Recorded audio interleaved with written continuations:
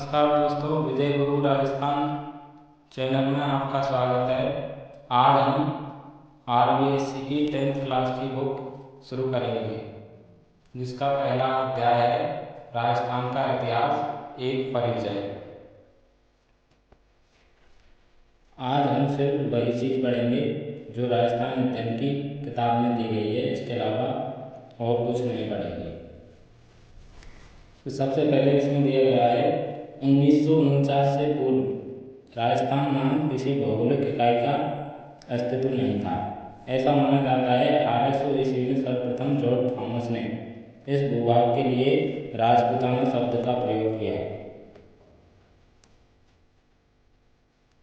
इसके बाद 1829 में annals and antiquity of Rajasthan के लेकर कर्नल टॉड ने इस पुस्तक में इस प्रदेश का नाम राजस्थान या राजस्थान रखा और 1949 30 मार्च को जब रियासतों का एकीकरण हुआ तो सर्वसम्मति से इसका नाम राजस्थान रखा गया।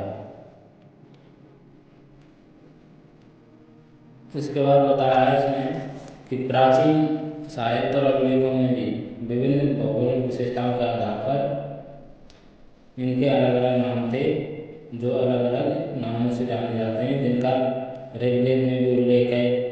ऋग्वेद में मरु, धनु, जांगल, मत्स्य, शूरसेन आदि हैं। मरु और धनु दोनों का अर्थ एक ही है। यह जोधपुर संभाग के लिए हुआ और जोधपुर को पहले मरु फिर मरुवार कहलाता था और धीरे धीरे से मारवाड़ कहा जाने लगा।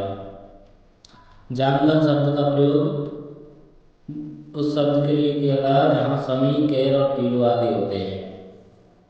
बीकानेर और नागौर के आसपास के क्षेत्र को जांगल प्रदेश कहा गया है।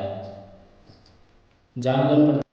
नमस्कार दोस्तों, विजय गुरु राजस्थान चैनल में आपका स्वागत है। आज हम RBSC की 10th क्लास की बुक शुरू करेंगे, जिसका पहला अध्याय है राजस्थान का इतिहास, एक परिचय। आज हम सिर्फ वही चीज़ पढ़ेंगे जो राजस्थान अध्ययन की किताब में दी गई है, इसके अलावा और कुछ नहीं पढ़ेंगे।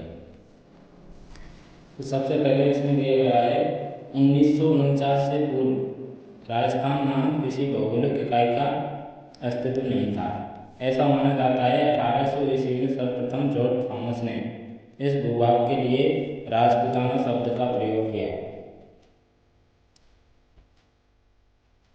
इसके बाद 1829 में annals and antiquity of Rajasthan के लेकर कर्नल टॉड ने इस पुस्तक में इस प्रदेश का नाम राजस्थान या राजस्थान रखा और 1949 30 मार्च को जब रियासतों का एकीकरण हुआ तो सर्वसम्मति से इसका नाम राजस्थान रखा गया। इसके बाद बताया है इसमें कि प्राचीन साहित्य और अभिलेखों में भी विभिन्न भौगोलिक विशेषताओं के आधार पर इनके अलग अलग नाम थे, जो अलग अलग नामों से जाने जाते हैं, जिनका ऋग्वेद में भी उल्लेख है। ऋग्वेद में मरु, धनु, जांगल, मत्स्य, शूरसेन आदि हैं। मरु और धनु दोनों का अर्थ एक ही है। यह जोधपुर संभाग के लिए हुआ और जोधपुर को पहले मरु फिर मरुवार कहलाता था और धीरे धीरे से मारवाड़ कहा जाने लगा।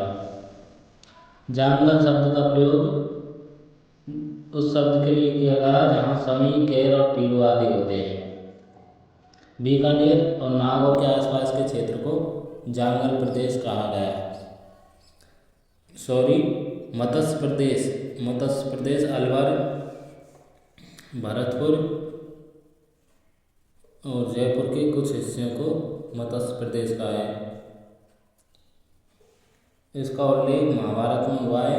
इसकी राजधानी विराटनगर थी और भरतपुर के मथुरा क्षेत्र से सटे हुए धौलपुर, करौली के अधिकांश भाग शूरसेन राज्य में सम्मिलित थे। यह भी एक प्राचीन राज्य था। महाभारत में इसका भी उल्लेख मिलता है।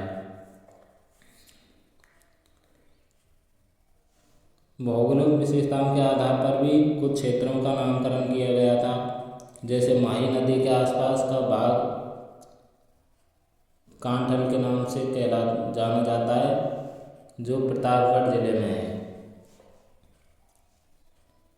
क्योंकि यह माही नदी के किनारे पर स्थित है। और 56 गांवों के समूह होने के कारण प्रतापगढ़ और बांसवाड़ा के मध्य भाग को 56 का मैदान कहा है।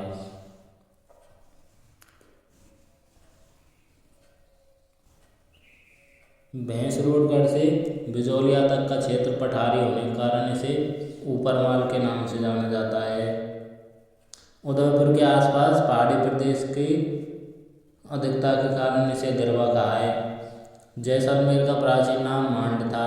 डूंगरपुर बांसवाड़ा क्षेत्र को बांगड़ कहलाता है। कोटा और बूंदी प्रदेश हाड़ौती के नाम से जाना जाता है। सीकर, झुंझुनू और शेखावाटी क्षेत्र के नाम से जाना जाता है।